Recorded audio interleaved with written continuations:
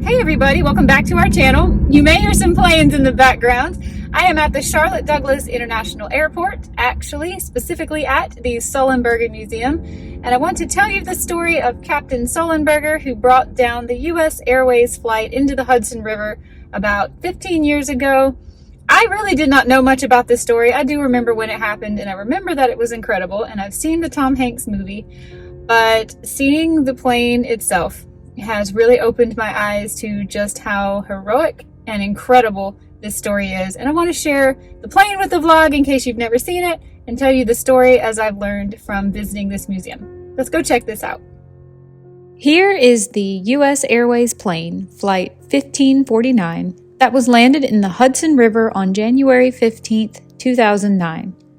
Seeing this plane in person made me really interested in the story, and I'd like to give you a little bio about Captain Sully while we look at this plane together. This is by no means a complete list of all of his many accomplishments, acknowledgments, and rewards. I was overwhelmed by how much he has accomplished in his lifetime. He truly was a hero on that day. I've linked many articles below that I read to learn more about him and what happened with Flight 1549. He even has his own YouTube channel, which is also linked below. Chelsea Burnett Sullenberger, known to friends and family by his nickname of Sully, was born on January 23, 1951 in Denison, Texas. According to his sister, Sullenberger built model planes and aircraft carriers during his childhood, and he became interested in flying after seeing military jets from an Air Force base near their house.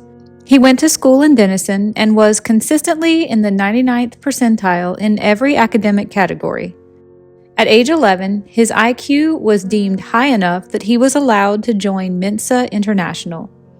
In high school, he was president of the Latin Club, a first-chair flutist, and an honor student. He graduated from Denison High School in 1969 near the top of his class. At age 16, Sullenberger learned to fly on an Aeronautica Champion 7DC at a private airstrip near his home. He later said that the training he received from the local flight instructor influenced his career in aviation. Sullenberger was appointed to the United States Air Force Academy entering in June of 1969. He was selected for a cadet glider program, and by the end of the first year, he was already an instructor pilot. He graduated in 1973 with a bachelor's degree of science in psychology and received the Outstanding Cadet in Airmanship Award as the class's top flyer. He was commissioned as an officer, and the Air Force sent Sullenberger to Purdue University and later on to the University of Colorado, where he pursued a master's degree in public administration. He entered undergraduate pilot training after his graduation from Purdue in 1973 and was assigned at Columbus Air Force Base in Mississippi, flying the T-037 Tweet and the T-038 Talon. After earning his wings as a pilot, Sullenberger completed replacement training in the F-4 Phantom II at Luke Air Force Base in Arizona. This was followed by his assignment to the 493rd Tactical Fighter Squadron of 48th Tactical Fighter Wing at the Royal Air Force Lakenheath in the United Kingdom in the F-4D Phantom II. After his assignment in Lakenheath was completed, Sullenberger was reassigned to the 428th Tactical Fighter Squadron of the 474th Tactical Fighter Wing at Nellis Air Force Base in Nevada, again flying an F-4D. He advanced to become a flight leader and a training officer and attained the rank of captain. He gained experience in Europe, the Pacific, and at Nellis Air Force Base, and he operated as a Blue Force mission commander in Red Flag exercises. He also served on an aircraft accident investigation board.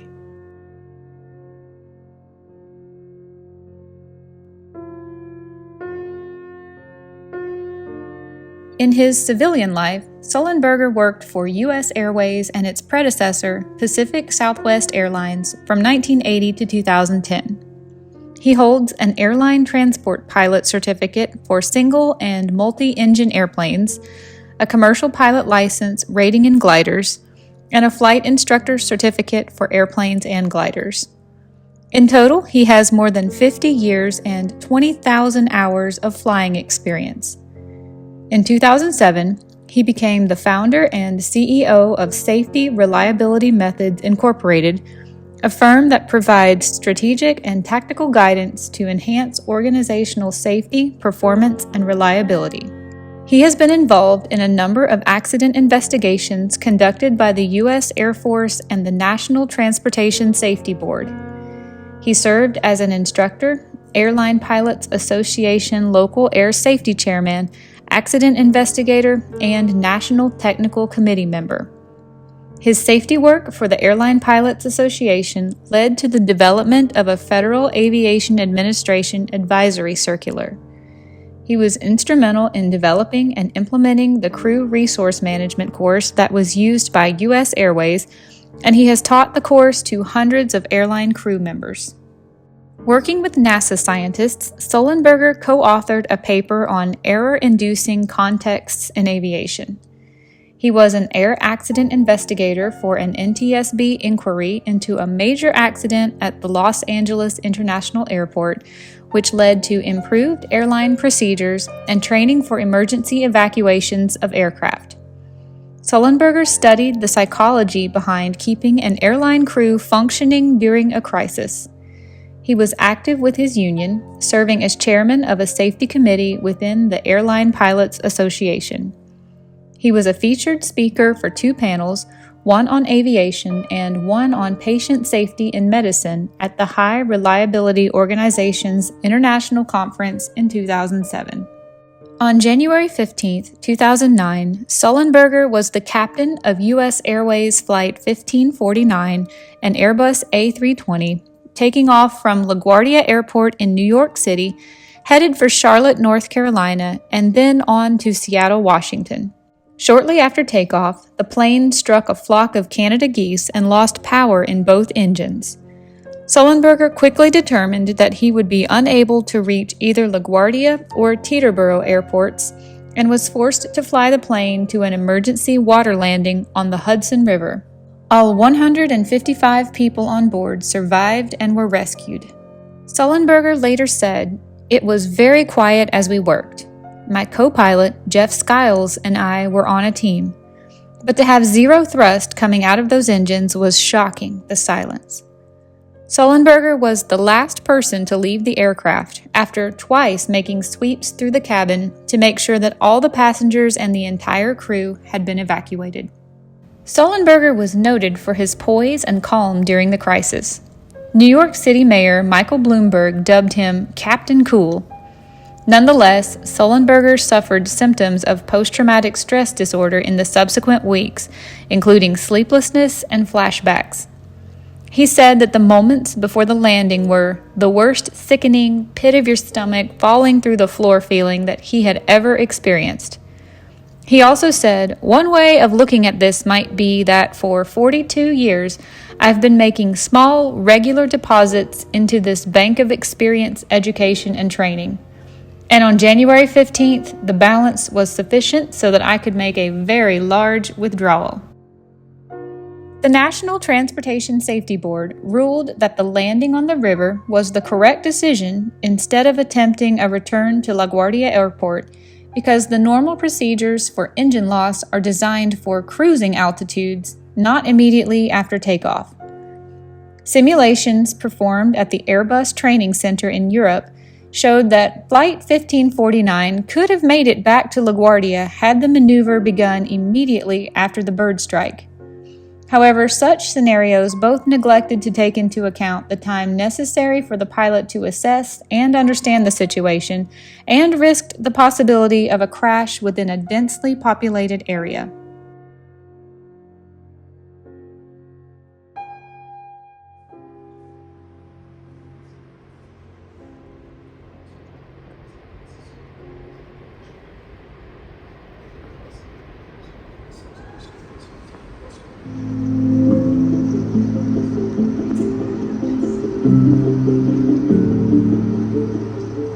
January 15th was the coldest day of the winter. I was in New York because I worked in New York every week, Monday through Thursday. Flying was such a common everyday experience for me. I flew 100 flights a year at least. When I woke up in the morning and there was like an inch of snow on the ground, and I was like, oh great, you know, New York just gets paralyzed with the snow and my flight's gonna be delayed. And it started to stop snowing, and the sun started to come out, so I felt a little more confident that the flight was gonna be okay. I just handed my ticket to the agent. She tore off my piece of the stub and handed it back to me, and I boarded. I was in the front of the aircraft and stowed my belongings like I always do, and just sat in my seat and watched all the passengers board. Okay, 1549, runway 4, let's take off.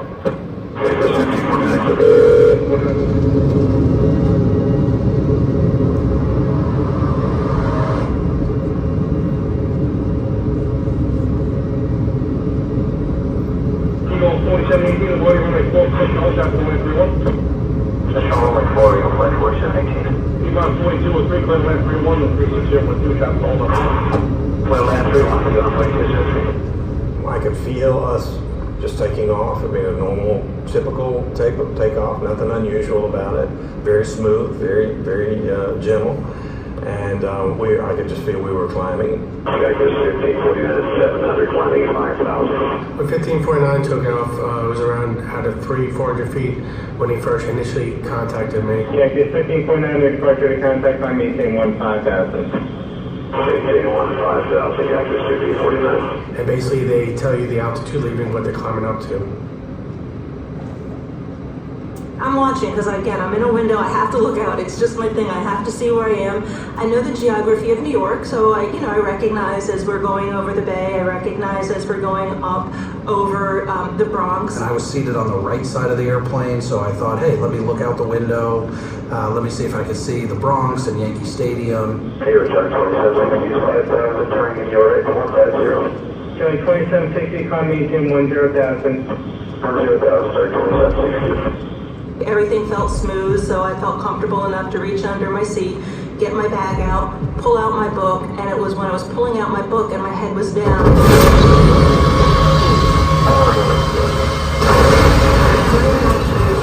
There's no more engine noise, there's silence. And I realized immediately that we were in trouble. Cactus 1549, turn left heading 270.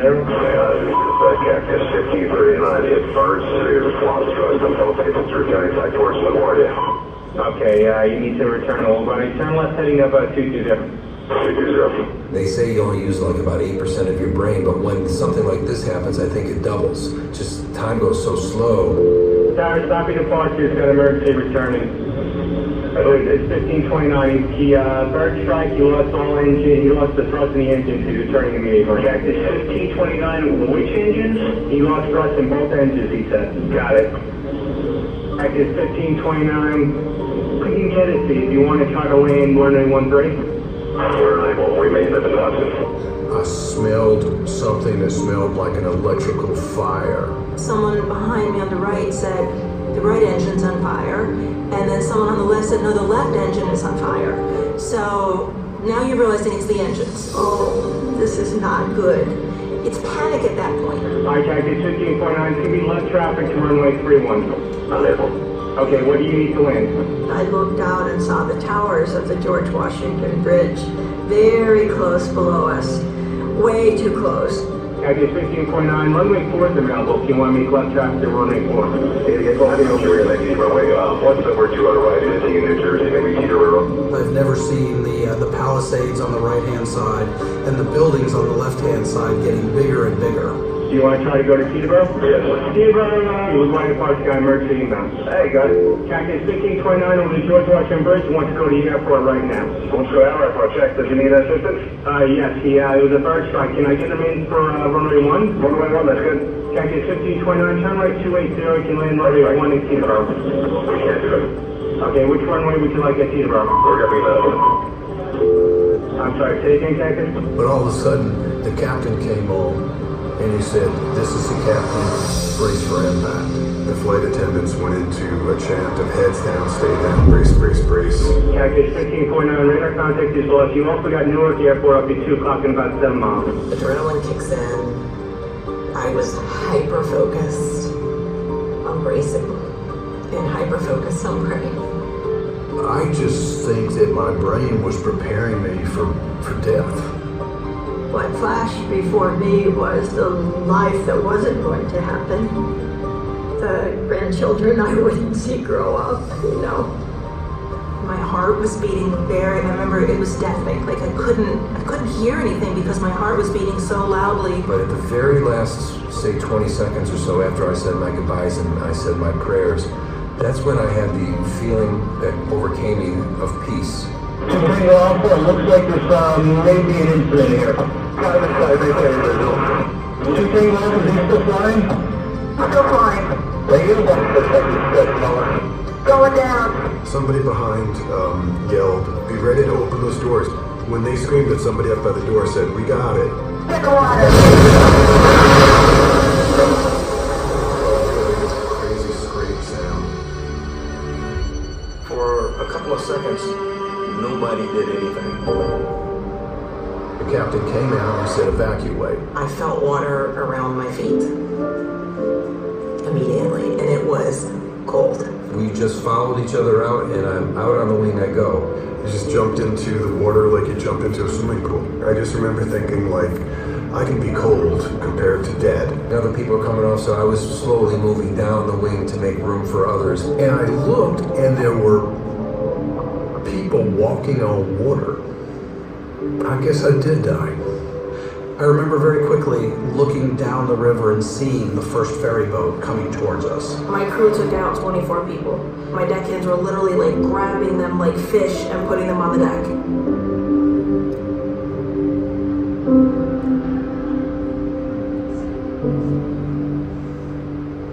We know people call this the miracle on the Hudson, but for an investigator, it was just a convolution of things that went right. Good training in the airline that was involved, good oversight from the FAA, a manufacturer that designed a very good and safe aircraft, and in the very end, they managed to land the aircraft successfully. Over 45,000 flights a day occur within the United States. The airspace system here in the U.S. is very complicated and very large. 2.9 million people fly every single day.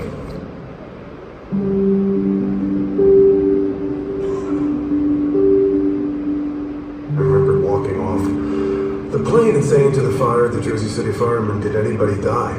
Did anybody die?" And I remember him saying to me, like, "You know what? We don't think so. We don't think so." And I remember just thinking, like, no way. That's impossible. We were given the gift of another day, another year. If you look at it that way, another lifetime. And by some miracle, we get to have it.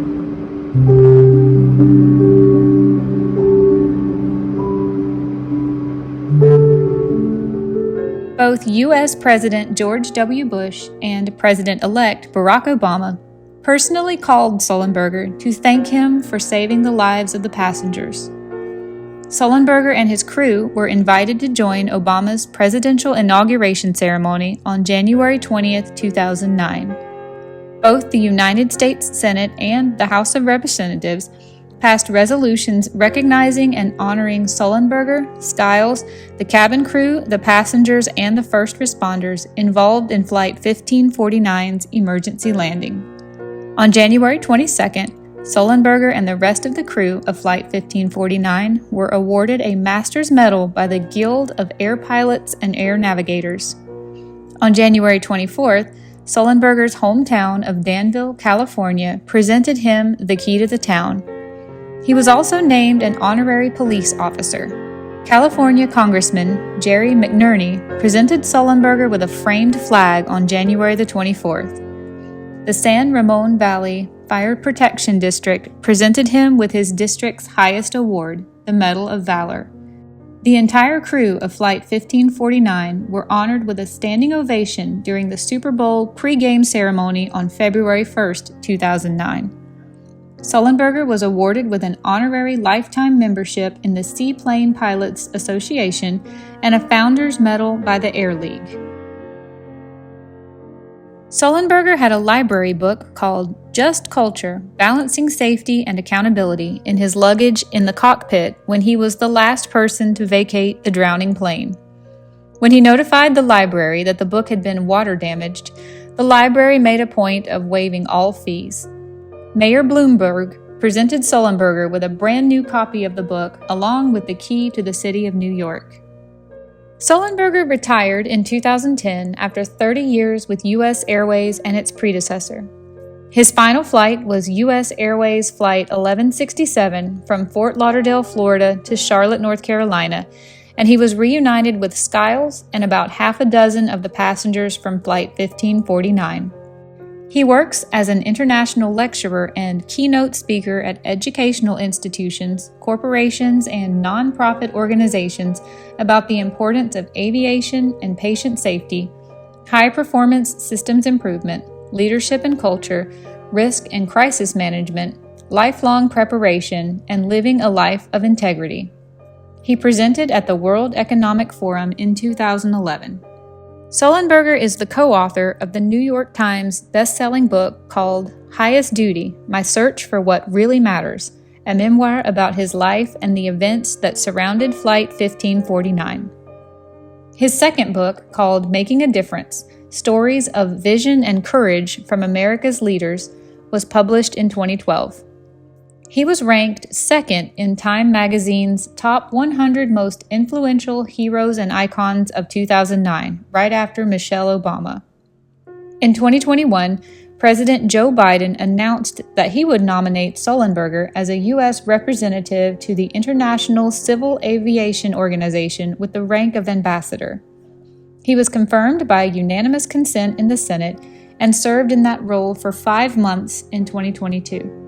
In May 2011, CBS hired Sullenberger as an aviation and safety expert. From 2009 to 2012, Sullenberger and Skiles acted as the co-chairman of the EAA's Young Eagles program, which gives children the opportunity to experience flight and learn about general aviation. Since its inception, the program has flown over 2 million kids and is the most successful program of its kind. Through their participation and service to aviation safety, Sullenberger and Skiles received the EAA Freedom of Flight Award in 2015.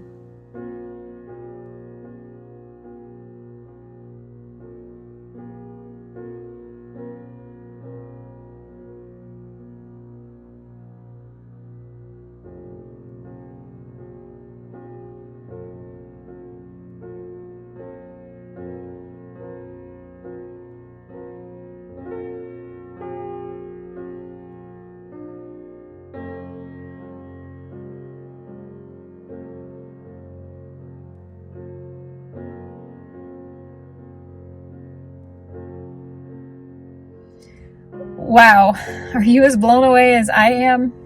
I remember when this happened, and I remember seeing the Tom Hanks movie, but it just never really hit home, and it never felt real like it did being here today.